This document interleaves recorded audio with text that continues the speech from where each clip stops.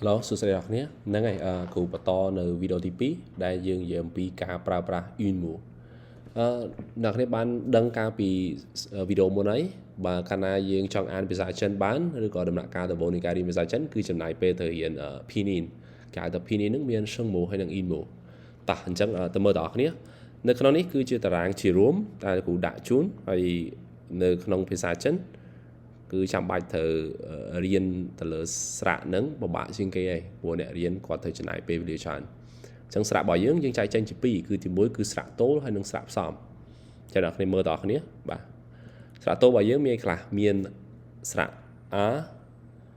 o e i a ao o an n ang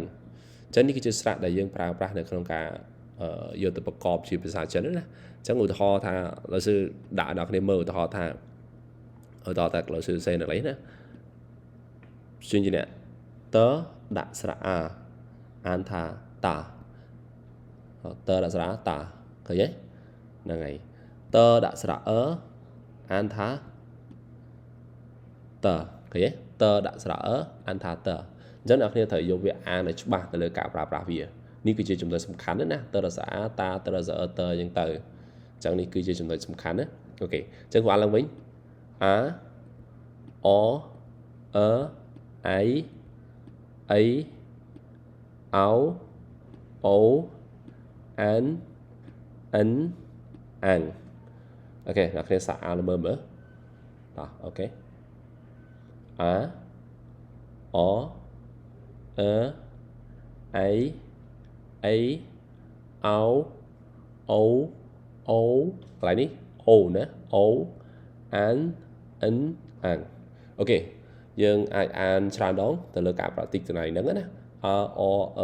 e i a ao o an n ang មួយទៀតគឺស្រៈអឹងប៉ុន្តែស្រៈអឹងនៅខាងក្រោមណាអូខេឥឡូវនេះជាចំណុចសំខាន់ដែលអ្នកគ្នាត្រូវយកវាទៅធ្វើហើយប្រតិទិនវាដែរអូខេបន្ទាប់ពីអ្នកគ្នាចេះស្រៈតូលហើយអ្នកគ្នាចាប់ផ្ដើមយកស្រៈផ្សំដែលយើងមានគឺស្រៈ e និងស្រៈ u អញ្ចឹងនេះគឺជាស្រៈ e អញ្ចឹងនៅក្នុងវីដេអូនេះគ្រូចប់តែប៉ុណ្្នេះទេប៉ុន្តែអាទិត្យនេះផ្សេងបន្ថែមទៀតគ្រូនឹងបន្ថែមនៅវីដេអូក្រោយអញ្ចឹងមើលតើអ្នកស្រៈ e របស់យើងមានខ្លះ e er ear eol eo eo en ien en in en en en in en rong ពីច្រើនប្រសិនបើបងប្អូនអាននេះអត់ចប់អត់ច្បាស់ទេ a o e i a ao o an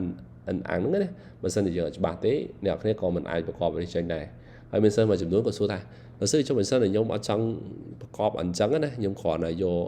វាមកអានហ្មងណាខ្ញុំអត់ចង់ដាក់ថា ear ខ្ញុំចង់អាន air ហ្មងណា ear ហ្មងណា l ហ្មងបានអត់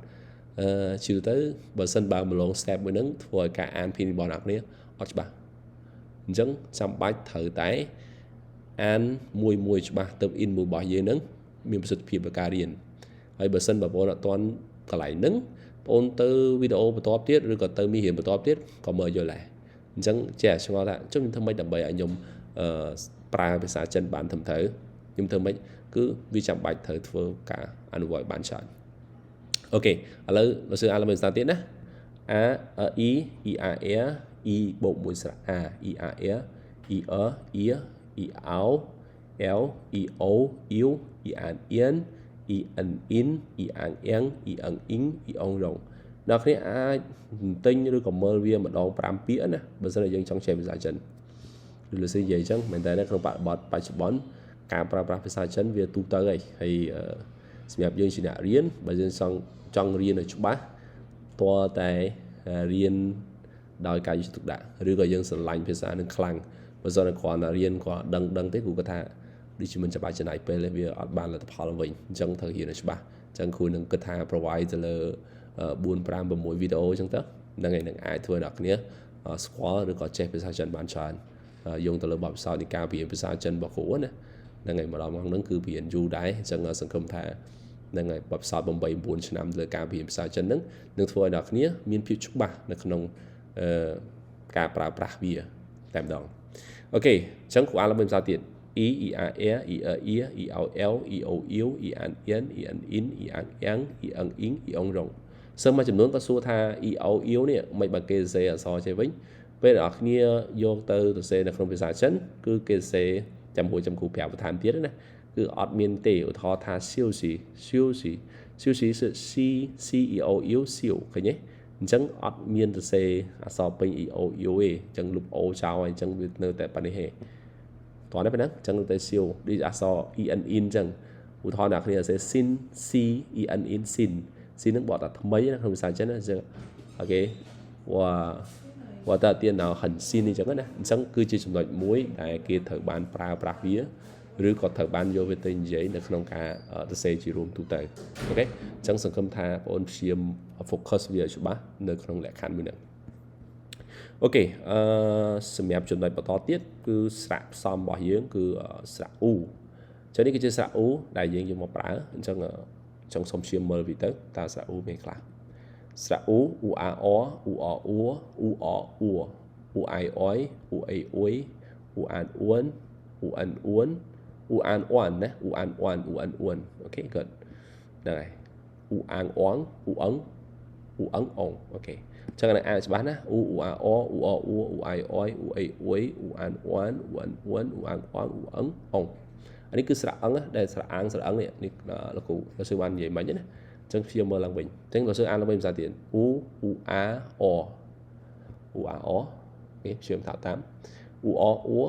ហ្នឹងហើយអ៊ូអៃអយអ៊ូអេអ៊ុយអ៊ូអានអ៊ានអ៊ូអានអ៊ួនអ៊ូអាងអងអ៊ូអងអងបាទអញ្ចឹងមែនតើទៅការប្រើប្រាស់ inmu របស់យើង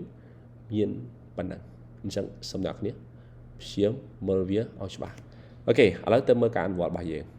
នេះគឺជា table មួយដែលគ្រូតែងតែប្រើវាសម្រាប់ឲ្យកូនសិស្សគាត់មើលអញ្ចឹងបើសិនតែគាត់រៀនស្រៈហើយស្រៈអាណាស្រៈអាយស្រៈអានស្រៈអាងស្រៈអោណាស្រៈ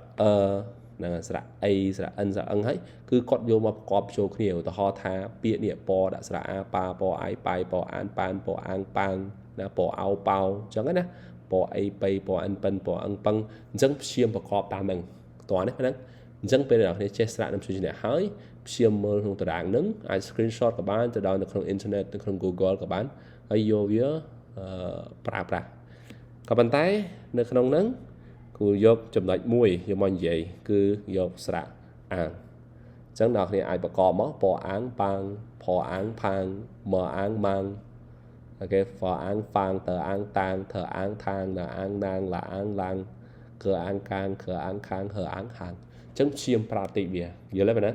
អញ្ចឹងនេះគឺជាការប្រើតិចដដែលអញ្ចឹងអ្នកគ្នាចំណាយពេលយ៉ាងហោចក៏ at least មិនយ៉ាងហោចណាស់ក៏1ម៉ោងដែរទៅលើការអានវាហើយយ៉ាងតិចក៏1សប្តាហ៍ដែរទើបអាចចាំពីនេះនឹងបានច្បាស់ហ្នឹងហើយអញ្ចឹងបន្ទាប់ពីមើលចំណុចនឹងរួចរាល់គ្រូសូមឲ្យអ្នកគ្នារៀនប្រាតិកាអានអញ្ចឹងគ្រូមាន3ពាក្យដែរអ្នកគ្នាអានទី1គឺកាម៉ា就是មើដាក់ស្រៈអាមើដាក់ស្រៈម៉ាមើដាក់ស្រៈម៉ាទី2គឺតាចាតដាក់ស្រៈតាទី是声តាចាគឺអ្នកគ្រប់គ្នាណា everybody តាចាហៅអញ្ចឹងដូចក្នុងភាសាចិនគេនិយាយតាចាហៅណាមួយទៀតគឺពាក្យជា G E R G E R ear ចឹង G E R ជាទី3声ជាគឺបងស្រីអញ្ចឹងក្នុងភាសាចិនជាឃើញទេអញ្ចឹងពេលដែលយើងស្គាល់ស្រៈនឹងជួយជាអ្នករួចរាល់ណាធ្វើឲ្យការអានភាសាចិនរបស់យើងចាប់ផ្ដើមអានកើតដែរក៏ប៉ុន្តែអត់ទាន់ចេះសរសេរអូខេនៅក្នុងវីដេអូក្រោយគ្រូនឹងបង្ហាញពីការប្រើប្រាស់សំឡេងនៅលើពាក្យនីមួយៗឬក៏នៅលើភាសាភាសាចិនហ្នឹងតើសំឡេងទាំង4ក្នុងភាសាចិនហ្នឹងគឺត្រូវបានប្រើរបៀបម៉េចហើយបន្តមកទៀតគ្រូនឹងបរៀនអ្នកគ្នាសរសេរស៊ីជម្រៅវាតែម្ដងអរគុណច្រើនអ្នកគ្នាជួបគ្នានៅវីដេអូក្រោយជិះជិះតាចាបាយបាយ